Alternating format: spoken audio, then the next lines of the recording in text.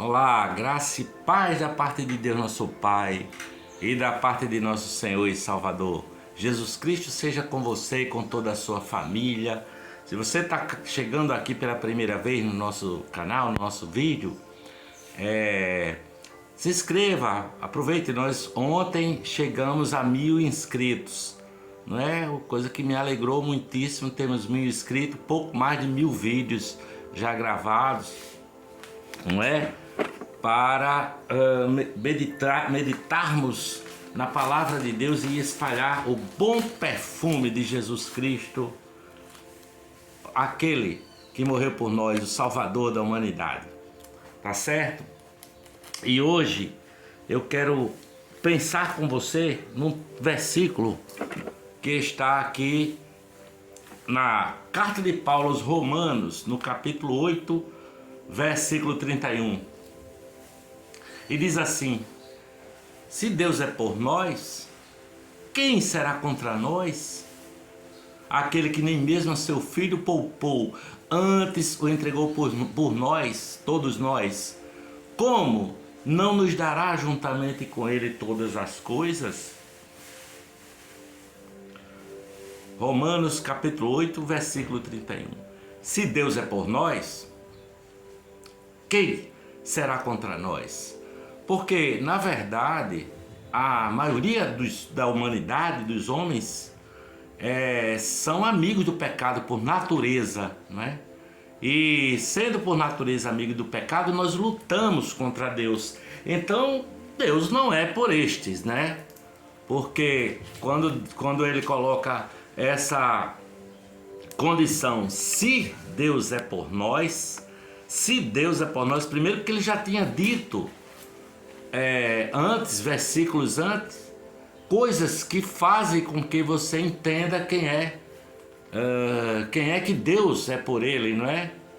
De fato que se Deus for por nós, quem seria contra nós? Mas Deus não é amigo do pecado. Aliás, fala da ira de Deus sobre aquele que permanece no seu caminho mau. A ira de Deus sobre ele permanece, como diz a palavra, não é? Porque o nosso Deus, também diz a palavra, é um fogo consumidor. Portanto, o que é amigo do pecado, o que vive na prática do pecado, o que vive sem querer saber da existência de Deus, nem do controle de Deus, nem do Espírito Santo, esse constitui-se inimigo de Deus. Portanto, Deus não é por essa pessoa, né? Mas a palavra diz: se Deus é por nós quem? Se nós formos reconciliados com Deus, não é? Se nós formos reconciliados com Deus, com Ele, pela morte de seu Filho Jesus Cristo, aí isso acontece. Deus é por nós, porque é só quando contemplamos o Senhor Jeová na pessoa de Jesus Cristo que a nossa esperança e nossa alegria podem começar e se desenvolver, não é? Quando nós vemos um Deus encarnado, entregando as glórias do seu trono para se tornar um homem e se entregar à morte vergonhosa da cruz, é que percebemos que Ele está do nosso lado, quando nós entendemos isso, não é? Porque quem não está com Cristo, evidentemente não está com Deus, tá? Mas se estás com Cristo, Deus é com você, Deus é por nós, não é? Se Deus é por nós, consequentemente, quem será contra nós? Quem? Não é? Aí a você pensar assim que não há nada nem ninguém contra nós, sim. Tem muitas coisas que são contra nós, os que cremos em Jesus, os que nos colocamos com essa verdade, não é, no coração, tá certo? Os que sabem que Ele está do nosso lado, não é? Que Deus está do nosso lado, mas quem não está com Cristo, não está com Deus. Mas se você está com Cristo, Deus é com você, é o que diz a palavra. Aí a palavra, pouco antes dita no mesmo capítulo 8, diz que Ele nos chamou, e Ele nos justificou, e Ele nos glorificou, não é? Deus nos elegeu nele, nos predestinou e nos chamou, nos justificou, e diz a palavra, e nós glorificou e ainda há de glorificar, é o que diz a palavra, para ser conforme Jesus Cristo na eternidade. Os israelitas, se a gente quiser citar os israelitas, eles saíram de uma escravidão do Egito, não é? E o que é que acontece? O Mar Vermelho se abre para eles passarem em seco, no que o exército do inimigo dos egípcios, do faraó, vinha atrás, e as águas se tornaram e eles morreram afogados, não é? Aí você podia dizer assim, mas como é que esse povo sobrevivia para comer no deserto? Aí Deus mandava um maná, uma comida maravilhosa que vinha do céu todos os dias para aqueles homens, não é? E como que esses homens tomavam água no deserto? Como é que eles matavam a sua sede? A palavra diz que da rocha fluía a água, não é? De uma rocha fluía a água, o maná caía do céu. O próprio Jordão foi aberto para que os israelitas também passassem, assim como aconteceu no Mar Vermelho, aconteceu com o Jordão, o Rio Jordão, não é? Isso porque a misericórdia de Deus dura para sempre. As muralhas de Jericó caíram. Os gigantes, os anaquins, pereceram também ante o exército dos israelitas, não é? Eram homens gigantes, mas não suportaram, não conseguiram sobreviver ante o povo de Deus. O Cordeiro, ele foi morto antes da fundação do mundo. Por isso que eu posso dizer, se Deus é por nós, quem será contra nós? Toda língua contra você não prosperará, porque o povo de Deus anda nessa certeza de que Deus é por ele, não é? O povo de Deus ali dos israelitas habitou na fartura da terra no final das contas. Então quem intentará acusação contra os escolhidos de Deus? Diz a palavra, é Deus quem os justifica, e aí ele permanece fiel. Deus permanece fiel, não é? Veja, para tirar o povo do Egito, depois de 400 e tantos anos de escravidão dos egípcios lá, o povo de Israel fazendo tijolos nas olarias dos egípcios, aí Deus chegou a hora que Deus disse, não, está na hora de meu povo sair em liberdade, não é? E manda Moisés para dizer a Faraó. E enquanto Faraó endurece, no sentido de não querer deixar o povo de Israel sair, o que é que acontece? O seu gado morre, o gado dos egípcios, ou são atacados por doenças, a sua colheita é queimada com fogo que desce do céu, não é? As casas dos egípcios são invadidas por rãs, depois por moscas, e até piolhos invadiram assim o quarto do faraó. E nas casas, nas tendas do povo de Israel não tinha, havia uma separação. Teve também até a praga da escuridão, que não tinha luz nenhuma nas casas dos egípcios, mas as casas do povo de Israel tinha luz. Então, no fim das contas, morre o primogênito dos egípcios, não é? E aí os próprios egípcios chamaram o povo de Israel e apressaram os caras, olha, vocês têm que sair e tal, e deram seu ouro e sua prata, e deram suas riquezas, e aceleraram o povo de Israel para a saída deles do Egito. Portanto, Jesus te chama. Jesus diz assim, tem bom ânimo, porque eu fortalecerei o seu coração. Deus não vê pecado nos seus filhos, sabe?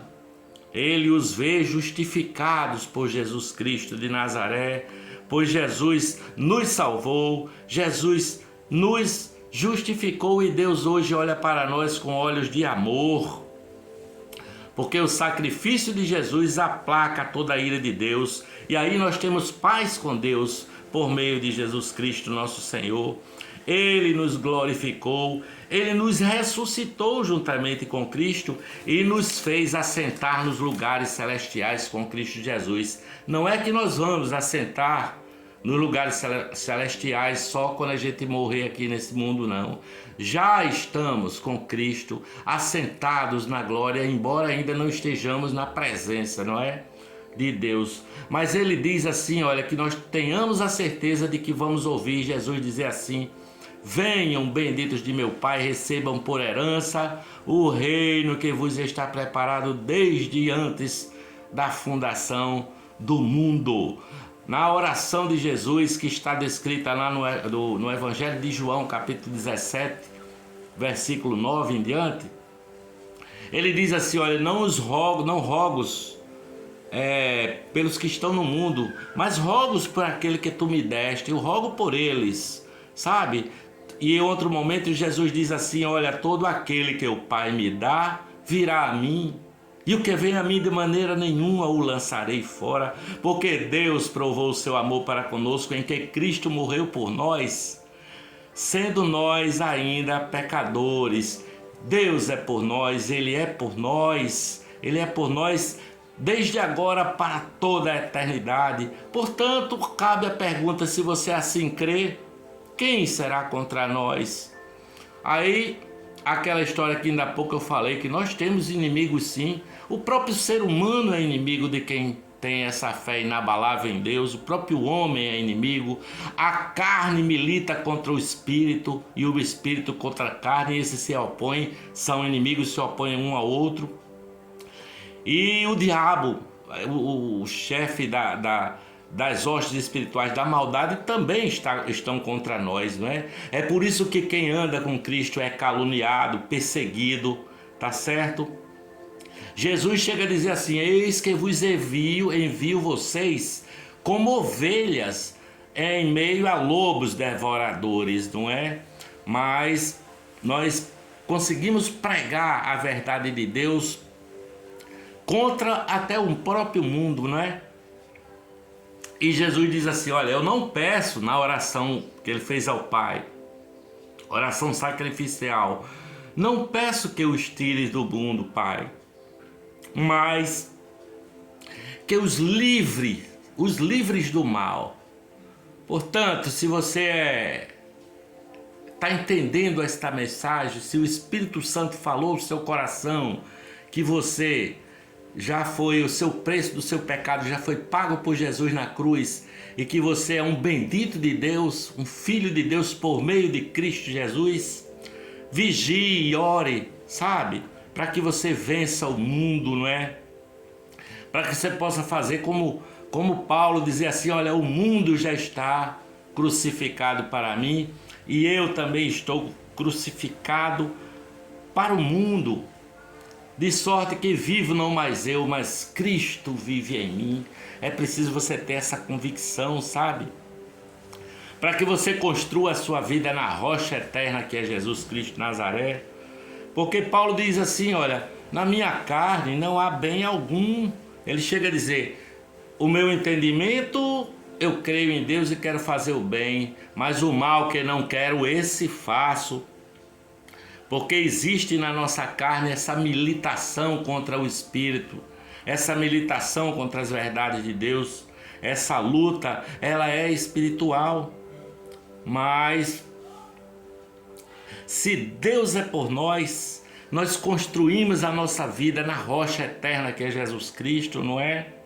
Embora na minha carne não habite bem algum, mas se Deus é por nós, o diabo pode tentar, sabe, tramar tentações, mas aquele que nos fez, que nos amou desde antes da fundação do mundo, Deus que é todo poderoso, ele diz assim, alegre-se, fique feliz se você foi chamado em Cristo Jesus nosso Senhor, quem poderá ser contra nós? Quem? Deus é nosso Pai, Ele nos deu a vida eterna, Ele nos traz a providência da vida para o nosso bem, Ele é por nós. Jesus também é por nós, o Filho é por nós, porque o sangue foi derramado naquela cruz por amor a nós, sabe? carregando aquela pesada cruz, sangrando, com o corpo todo machucado, Jesus Cristo está dizendo: olha o que é que eu faço por você. Eu suporto as dores e morro em seu lugar, mesmo sendo eu sem pecado, mas eu estou pagando o preço que você deve. Sabe? A palavra diz que nós fomos comprados pelo seu próprio sangue.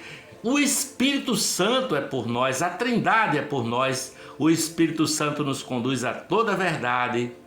Ele está conosco até a consumação dos séculos, foi o que Jesus disse. Eis que estou convosco todos os dias, até a consumação dos séculos. E isso é possível por meio do Espírito de Jesus Cristo, que veio habitar abundantemente em nosso coração. E por fim, os anjos de Deus estão por nós, não é?